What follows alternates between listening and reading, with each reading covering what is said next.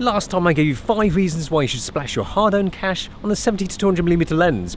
But you shouldn't get that first because you should get one of these first. 24-70. Here are 5 reasons why.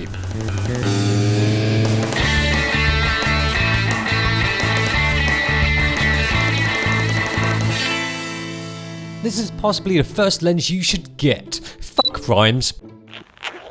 Not literally, that would be messy. You can use it for landscapes, portraits, street shooting. You can take it on holiday, go on an open-top bus, not worry about the rain. I fear no weather. Photograph massive brick buildings like the Shard. I couldn't give a shite about the Shard right now. Or not. You can use it to photograph architecture. Yeah, but is that actually a building? It just looks like scaffolding and shit. You can even photograph poor blokes with a severe case of Parkinson's. Oh yeah, frost that. Even though it is properly versatile, it's also good that it's limiting too. I mean, it's a fixed aperture zoom that's not too big and not too heavy, just perfect in my opinion.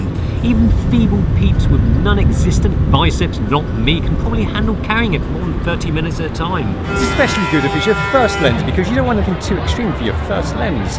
You want standard focal lengths, which are quite easy to learn and use. It's not extremely telly and it's not extremely wide, which is a good thing. And at 24mm at its widest, it's not so wide you don't know what to do with it. And it's not that you get ultra wide angle distortion or anything.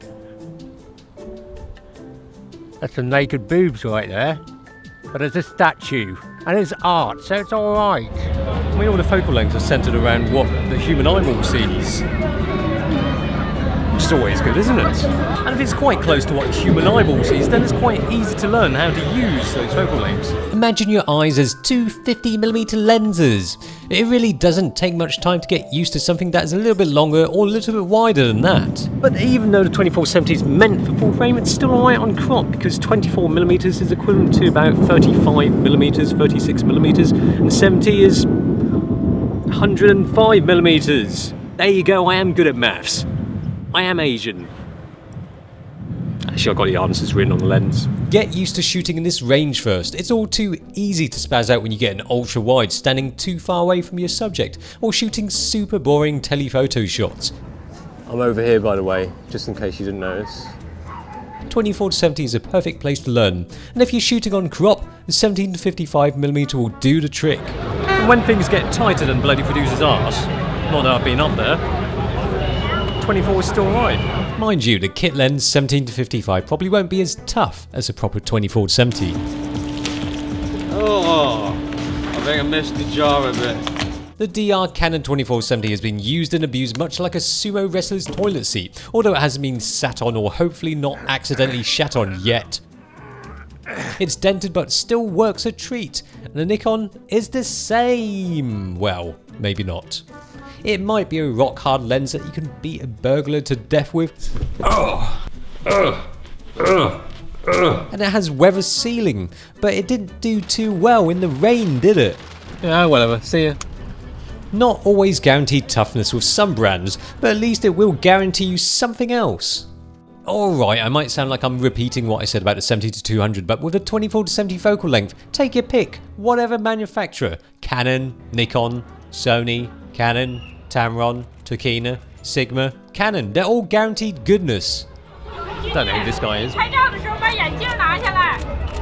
Proof that the pussy loves bald dudes. Just a bit of street wildlife. I mean, I said the 70-200mm was versatile, but that was just bollocks to get 5 reasons. This is a properly versatile lens. If you're out photographing stuff, on the street or a news story, what lens do you have? It's not news, it's typically kind of fashion and automotive and all sorts of bits and bobs like that, or reportage sometimes. A 24-70 will always be in my bag. Chances are it's the one that's on the body as it comes out of the bag. It's just the most useful range of the whole bunch. With all that in mind, it has to be said that if you'd have one lens on your camera, even if you're carrying other lenses, the 24-70 is the one. Probably the primary lens that you should have mounted on your camera, whether it be around your neck or in your bag. If I'm going to be shooting anything within this kind of range here, if I'm shooting you, I'm going to be using 24-70. Why 24-70? Why is that a good lens? It's probably the lens that you're going to start off with. If you've got yourself a half decent camera, you're going to want a good piece of glass, and typically that's the one that will be in your arsenal first. So you'll have probably got, if you're working on full frame or if you're working on film, you'll have your 50 in there, a 1.4 or a 1.8, and you're going to be wanting something that gives you a little bit more flexibility. 24-70 is usually the starting point to good glass for a lot of people. Yeah, it's the perfect lens to make sure that you're ready to take a photo of something you see right in front of you.